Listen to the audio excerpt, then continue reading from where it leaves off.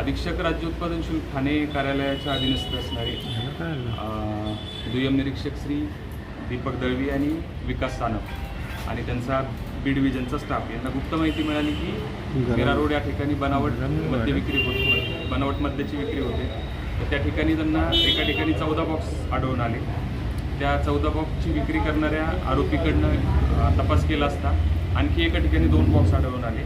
आणि ह्या दोन्ही आरोपींना विचारणा केली असता हे मद्य त्यांनी कोणगावमधून एका ठिकाणावर आणण्याचं त्यांनी तपासामध्ये सांगितलं आणि त्यानंतर ह्या आरोपींना तपासासाठी कोणगाव येथे एका घरी नेलं असता त्या घरामध्ये अंदाजे 390 बॉक्सेस म्हणजे ब्लेंड आणि तयार मद्याचे विदेशी मद्याचे वेगवेगळ्या ब्रँडचे असे 390 बॉक्सेस म्हणजे जवळपास 3500 बल्क लिटरपेक्षा जास्त तयार मद्य आम्हाला तिथं आढळून आलं. आणि हे मद्य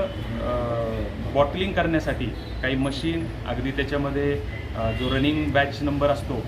काही ब्रँडचा तो प्रिंट करण्यासाठी सुद्धा काही